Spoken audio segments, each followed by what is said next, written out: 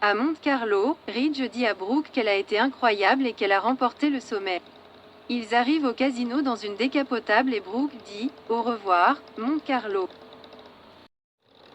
Dans le jet, Brooke et Ridge parlent de l'incroyable Monaco et des souvenirs qu'ils y ont créés. Ridge plaisante sur le béguin du prince pour Brooke. Brooke dit qu'ils y ont beaucoup de souvenirs. Ridge propose de rester et de gagner plus, mais elle a hâte de rentrer chez elle pour travailler sur la ligne. Il pense que Brooke devrait être fière et si heureuse, les chiffres sont ridicules. Brooke se demande ce que Steffi ressent à propos de tout cela. Pendant le vol, Brooke n'arrive pas à croire que les chiffres continuent d'augmenter. Ridge jaillit « C'est tout toi, bébé. C'est tout toi ». Brooke lit les commentaires et est touchée. Elle se sent ridicule maintenant d'avoir été si nerveuse. Ridge dit qu'elle conquiert le monde et Internet. Il dit qu'elle ne semblait pas ainsi. Brooke déclare que c'est à cause de Ridge et de ses encouragements. Brooke lui attribue le mérite de l'avoir poussée à faire cela. Elle se sent en confiance et en sécurité lorsqu'elle est avec lui. Ridge récapitule qu'elle est toujours sexy, belle et toujours Brooke. Brooke dit qu'il y a plus de trafic web que lors d'un défilé de mode ou d'une baisse des médias, mais Brooke's Bedroom a déjà réussi. Il répond « Pas comme ça, Ridge savait qu'elle serait un succès. Je suis si fière de toi ». Brooke le remercie d'avoir cru en elle et de lui avoir donné la possibilité de faire ses preuves. Ridge s'émerveille de la façon dont il saisit les gens et les élèves. Elle motive les gens sans essayer avec sa joie de vivre et son rire dont il n'arrive pas à se remettre. Comment tu fais partie de mon monde et je ne veux jamais lâcher ça. Ils s'embrassent et se câlinent. Chez Forrester, Steffi et Carter s'émerveillent de la réaction suscitée par le lancement médiatique de Brooke's Bedroom.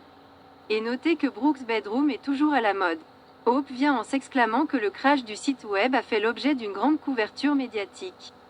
Elle répond à des appels sans arrêt, se réjouissant du fait que tout le monde aime revoir sa mère au premier plan. Elle sait que cela pourrait être difficile à admettre pour Steffi. Mais Brooke Logan est de retour, et meilleur que jamais. Steffi dit que la ligne de chambre à coucher a toujours été populaire. Constatant qu'elle monte en flèche grâce à Brooke. Hope pense qu'il est temps d'arrêter de lutter contre l'influence de Logan et d'en être reconnaissante. À ce moment-là, Finn entre. J'ai entendu la nouvelle. Toutes nos félicitations. Il remarque la tension entre Steffi et Hope. Hope et Steffi détournent le regard. Et un air entendu traverse son visage. Steffi demande à Carter de planifier une réunion concernant l'inventaire. Finn a peur de l'éloigner, mais elle veut célébrer avec lui. Carter sort et Finn dit à Steffi que sa mère vient de récupérer les enfants, donc leurs plans sont en cours. Hope les pousse à s'amuser ce soir. Sa mère a vraiment donné à tout le monde une raison de célébrer. Steffi est sûre qu'elle a hâte de voir sa mère. Je comprends, c'est toujours agréable quand ta mère est là.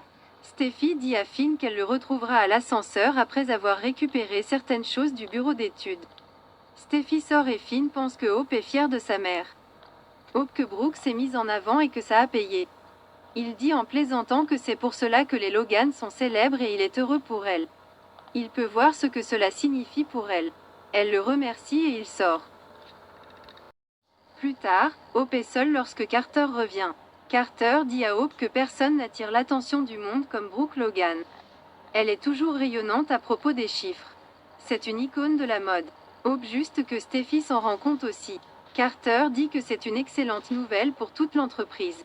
Il se rend compte que Steffi chevauche Hope un peu. Mais elle porte l'héritage familial. Hope pense que vous pouvez être un leader fort sans être cruel. Carter affirme qu'il n'est pas pragmatique. Ils conviennent que le succès de Brooke est bon pour tout le monde et qu'il a stimulé les résultats. Cela peut donner à Hope pour l'avenir une bouée de sauvetage.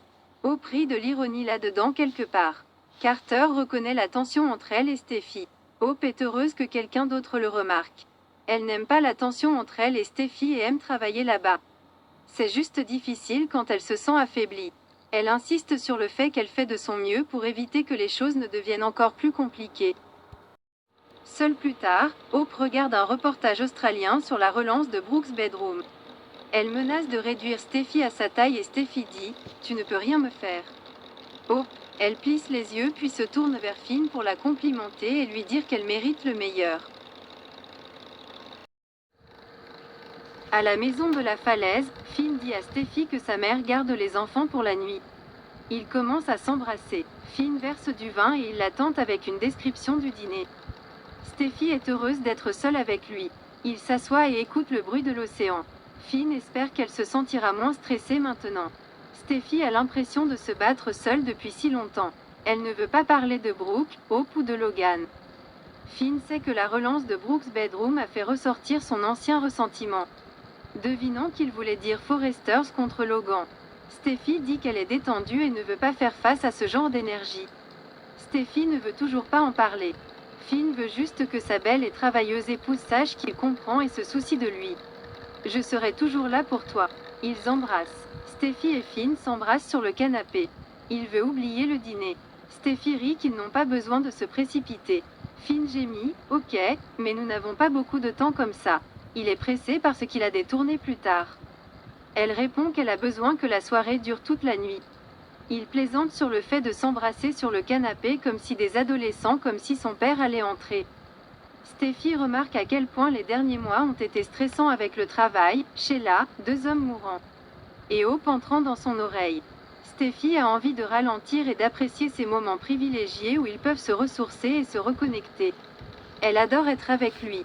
Finn réprimande. Dois-je annuler le violoniste et les feux d'artifice? Steffi et Finn expriment leur amour et leur dévouement. Il lui dit qu'elle a fait de lui l'homme le plus chanceux du monde.